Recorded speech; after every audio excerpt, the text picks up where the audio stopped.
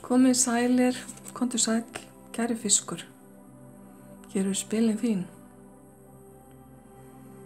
Ég að taka úr 4 mismunandi stokkum núna.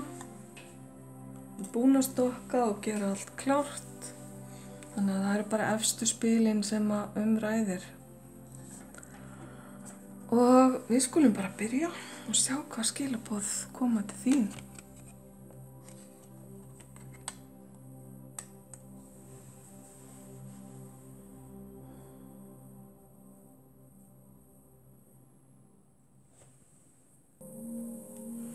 Jæja, kæri fiskur. Fyrsta spilið þitt fjallar kristalla og steina. Hér er einhvers konar álfa drottning eða álfagyðja sem er líka hestagyðja og Rómverjar og Keltar báðir dýrkuðu þessa gyðju. Hún er náttúrugyðja og partur af náttúruöndum og þú getur kallað í hana ef þið vantar hjálp með hesta. Svolítið spes. Ok.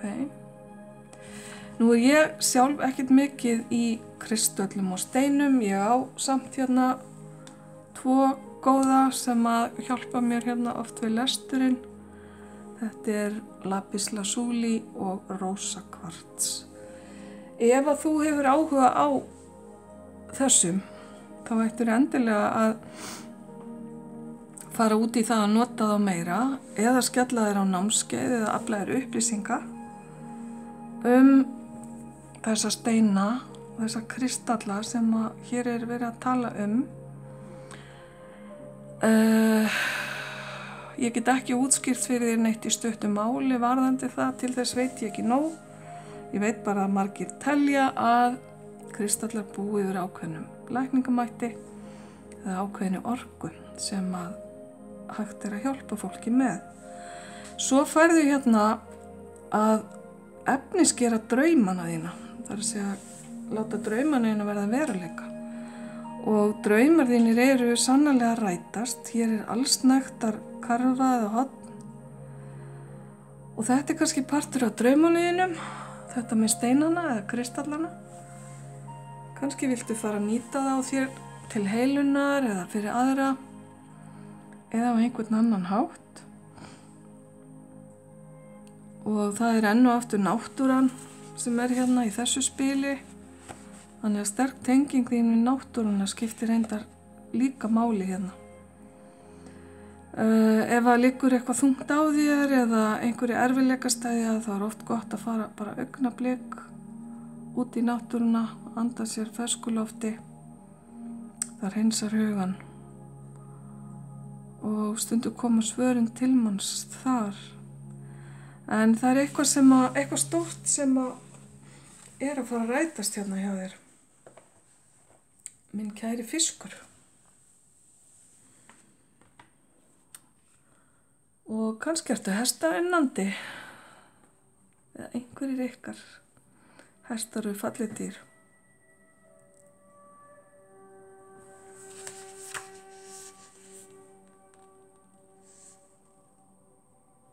Já, þá ætlum ég bara að taka hérna seinni spilið þín.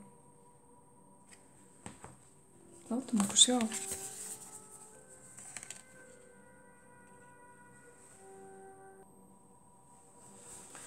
Vá, vil ég sjá hennan græna lit. Grænn eru þetta litur grósku og náttúru og hann kemur mjög sterkur hérna í 3 af 4 spilum. Hann er enda líka hérna í 4. spilinu.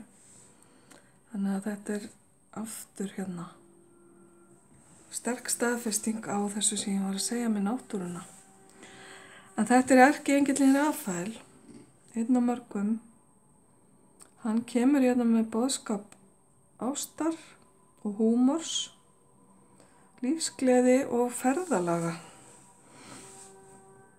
Rafael hefur alltaf verið talinn engill heilunar líka og tengist ef til vill þessu kristallspili. En mest finnst mér þetta tengjast því sem ég var að tala að leyfa náttúrunni að eiga þátt í því að gera hlutina betri.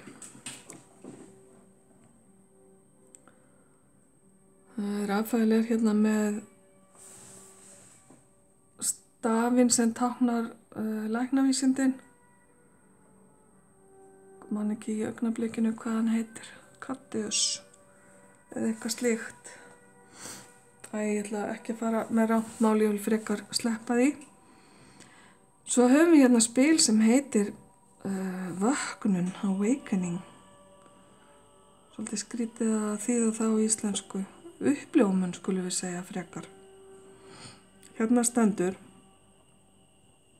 Ó Guð minn, vektu mig frá lífi mínu sem andleg kind. Ok, andlegur sauður. Það er svona að maður þýðir bara beint. Ég óska þess að heyra í þér í gegnum mitt eigið innsæi og heilbrigða skynsemi. Þannig að hér er bara verið að tala um það að vera ekki andlegur sauður, það er að segja að fara í gegnum lífið hálfsofandi eða alltaf að fylgja kenningum annarra.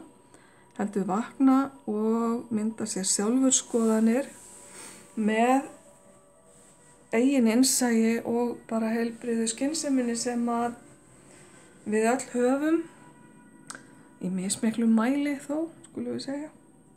En kannski ertu búin að vera í einhvers konar drunga ástandi þar sem að þú hefur bara farið í gegnum lífið svolítið fljótandi án þess að taka eftir öllu því fallega sem að lífið eru upp á að bjóða í kringu þig. Kannski hefur verið ábyrgðarlaus og ekki tekist á við þau verkefni sem að þú ættir í raun og vera að bera ábyrgð á. Þá er hérna verið að vekja þig og minna þig á að það er verk að vinna og þú þarft að taka til hendinni. Og talandi um að nýta innsæið, ég hvet alla til að setja myndbandi á pásu í smá stund og skoða sjálfur spilin, bæði myndirnar og litina og líka textan sem að kemur til þeirra og nota eigið innsæi til að túlka svolítið skilaboðin. Ekki bara hlusta hérna á lesturinn minn. Þetta er bara gott að gera alltaf. Vegna þess að svona lestur er bara takmarkandi í ákveðin tíma og það er fullt af skilaboðum sem að kannski ekki endilega komast til skila eins og þau ætti að gera. Nema þá í mjög löngum lesturum. Þannig að ég hvet alla til að gera þetta.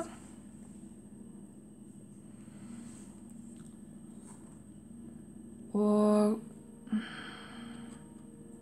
það að láta draumana sína rætast, það er eitthvað afskaplega flott hérna og jákvætt við það.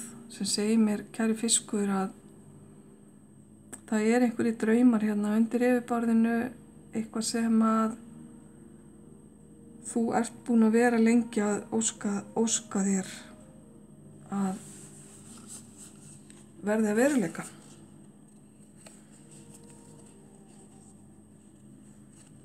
Og það er ekki ammælegt að vera með einn af erkienglunum með sér. Ég held að þetta eigi eftir að ganga mjög vel. Kæri fiskur, ég allavega óska þér allsins besta með þetta. Ljós og kærleikur.